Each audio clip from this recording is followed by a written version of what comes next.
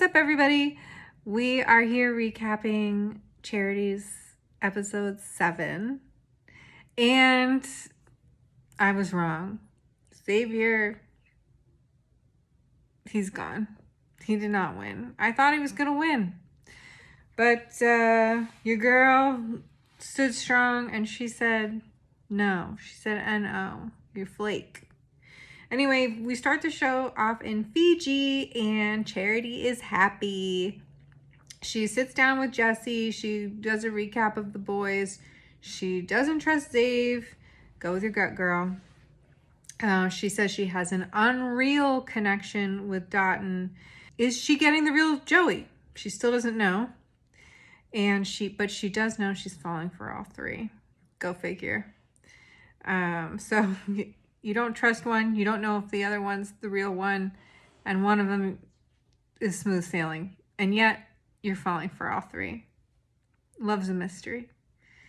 And Jesse, let me just say, Jesse Palmer could charm a snake with the eye contact that he makes. He just locks right in. He's like the Tom Cruise of, Jesse Palmer's the Tom Cruise of reality TV hosts. Chris Harrison, he's not charming any snakes. He never was, never will. Even though I did love that he was a robot. Okay, anyway, so Charity is happy. She starts her date with Xavier.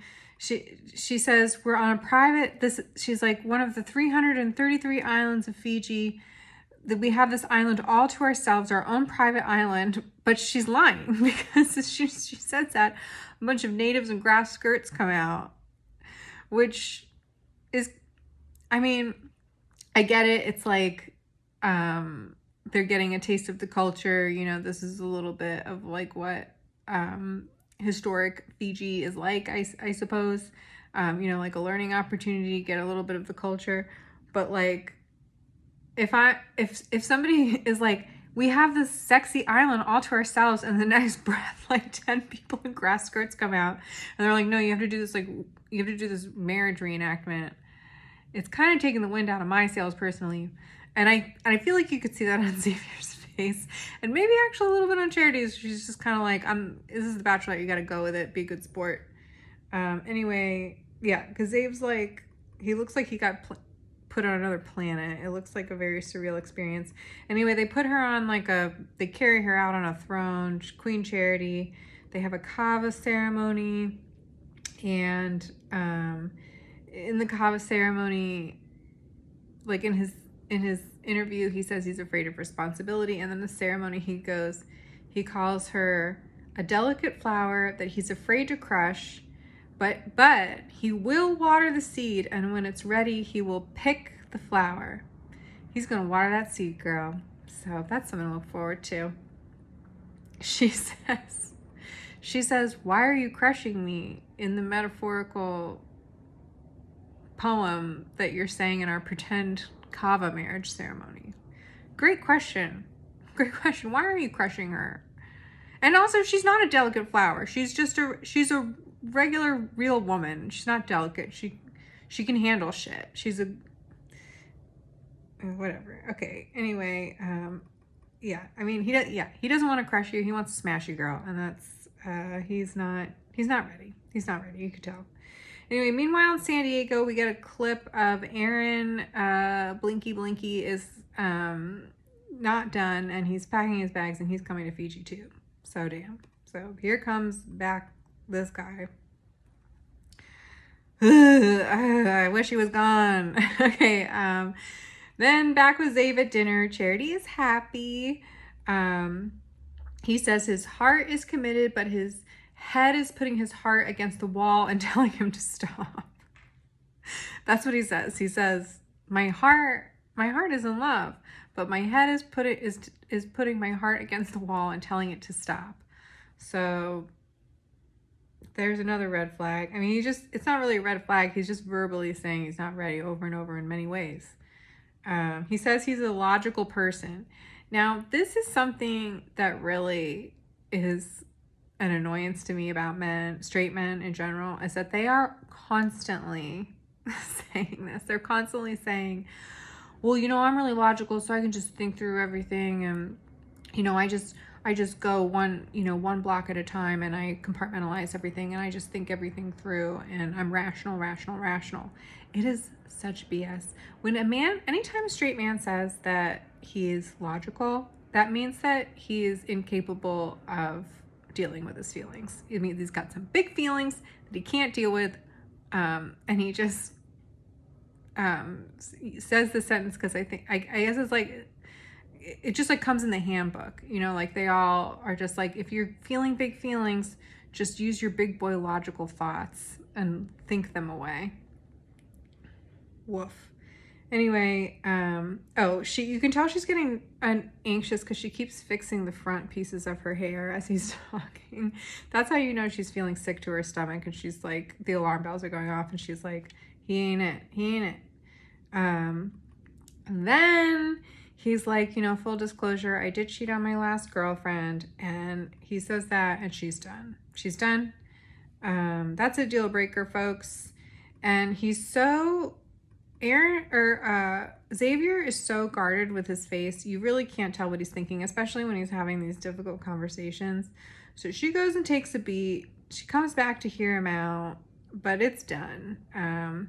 He said he doesn't want to be unfaithful to her.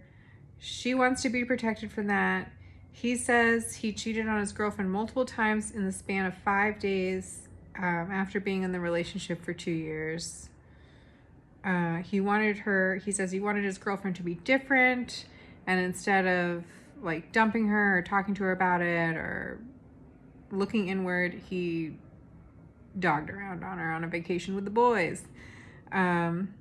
So he says he chose himself, which I will say, sometimes that's valid. I mean, I feel like choosing yourself, if someone's like really treating you like dog shit in a relationship,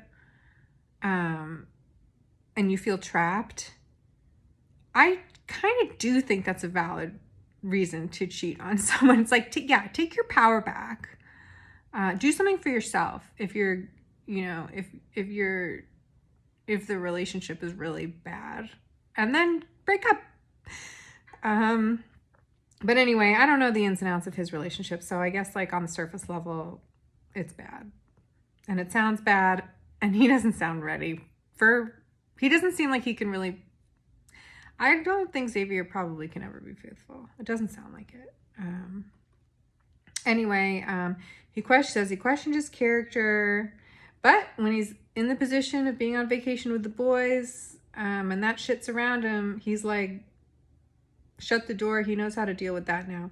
I wrote that down. I don't know what that means, shut the door. But anyway, it's like, he just keeps digging the hole deeper and deeper. He's like, yeah, I cheated on her.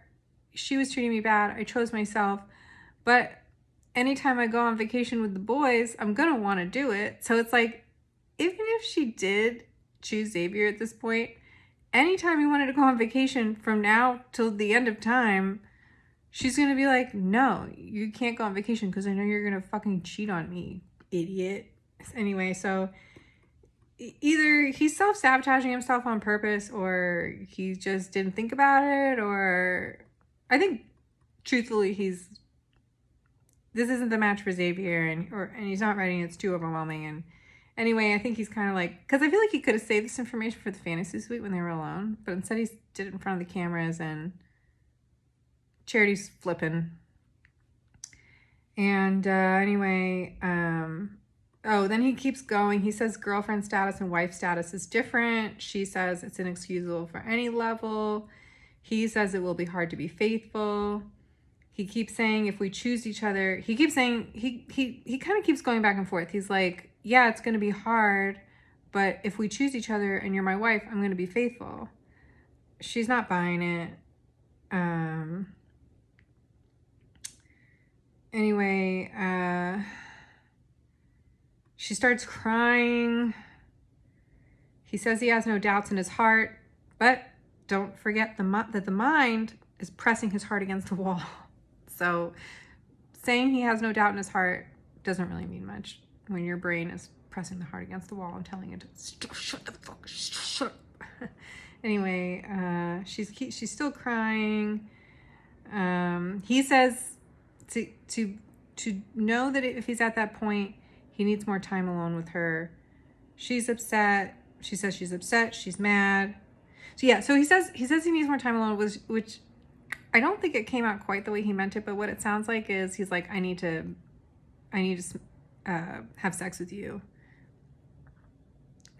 before I can make a decision, which like is not a, which is like, yeah, I mean, I think I would want to have sex with somebody before getting engaged, but the way it comes out, it sounds like, I don't know, it doesn't sound great.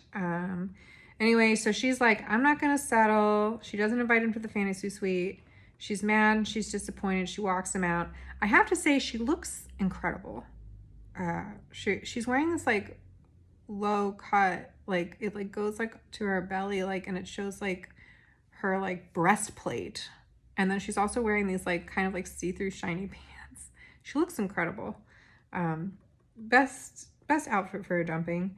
As he's getting in the car, he tells her he loves her. Ooh.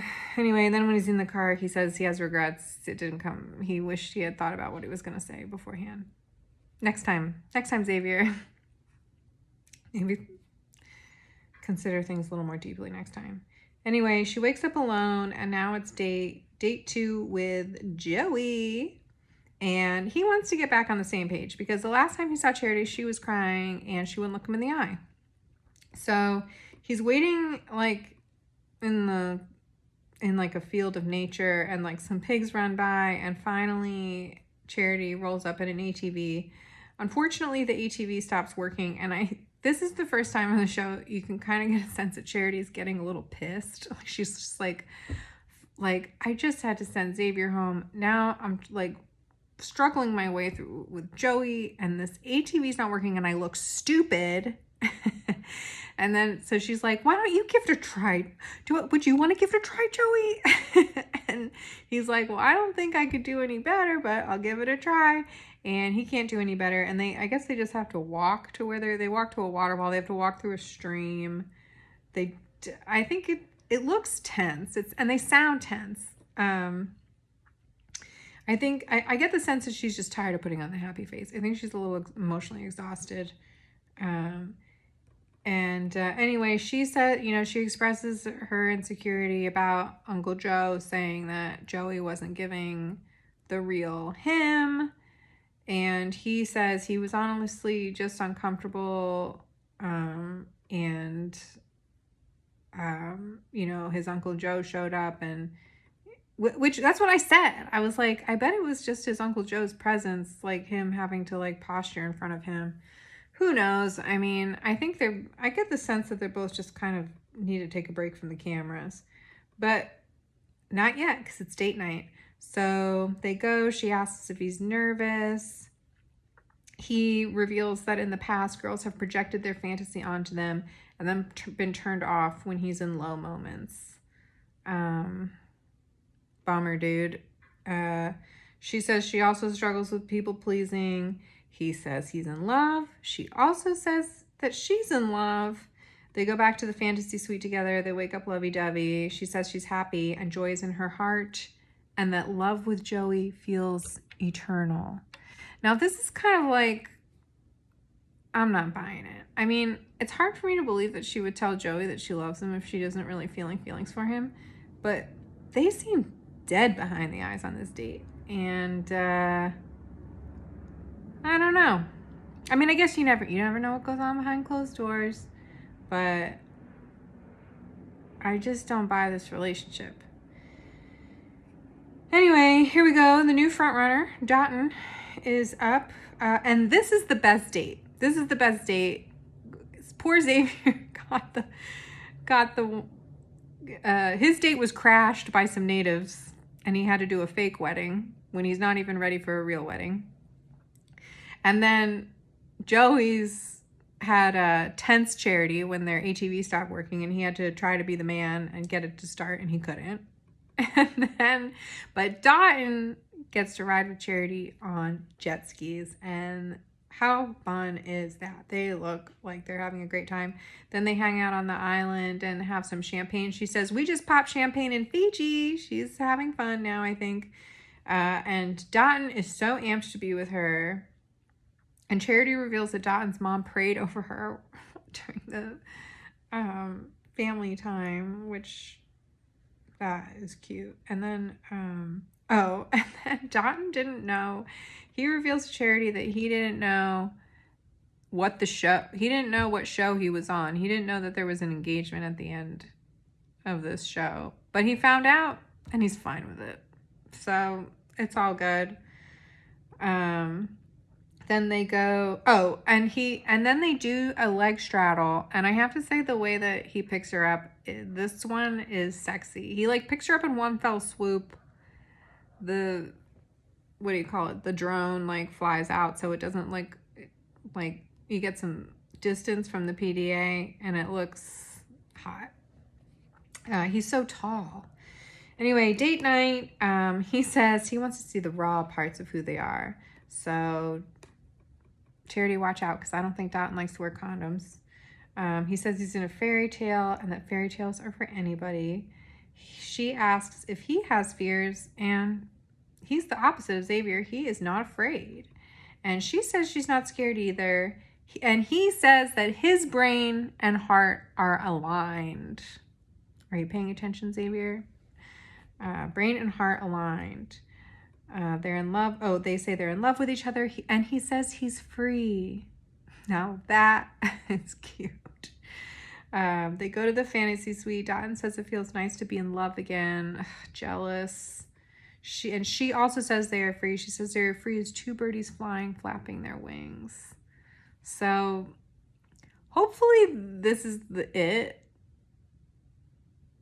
I can't imagine watching this back and be like, you were lying about feeling free and feeling like birds flapping your wings. What do you mean when you said that?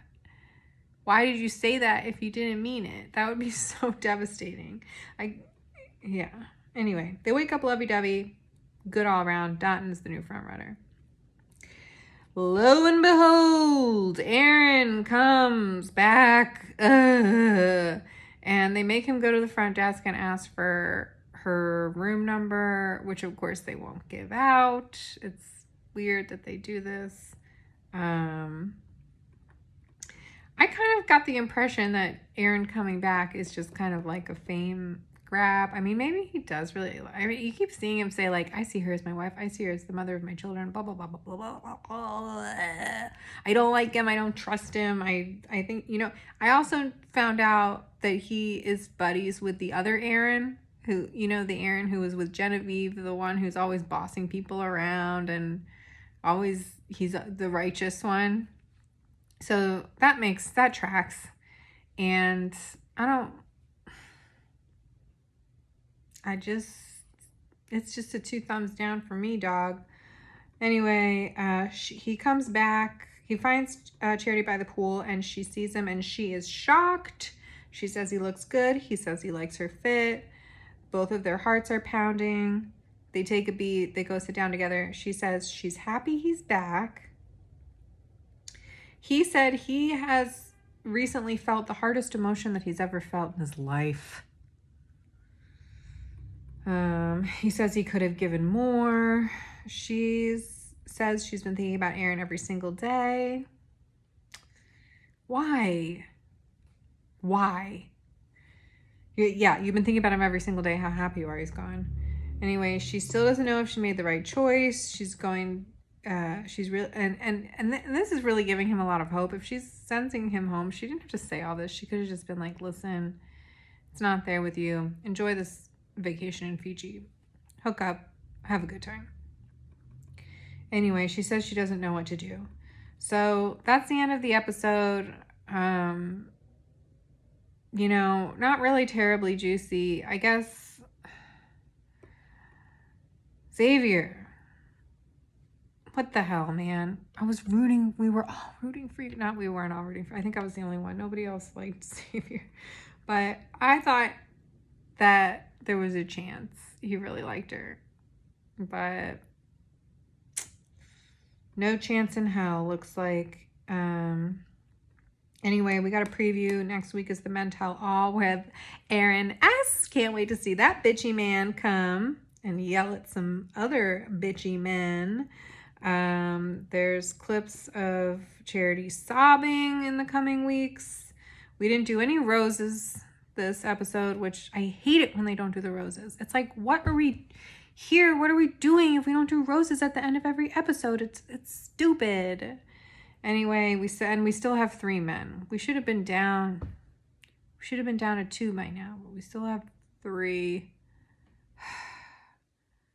Aaron. I know. I wouldn't be surprised if Aaron went to the beach, went to paradise after this, and then the other Aaron, the righteous Aaron from the other past season, the Genevieve's Aaron, came back again to be new buddies with Aaron and Aaron. It's like, these Aarons are a plague, except for Aaron S. All right, anyway, that's it for me. Next week is Men Tell All. Can't wait. Have a good week. Bye.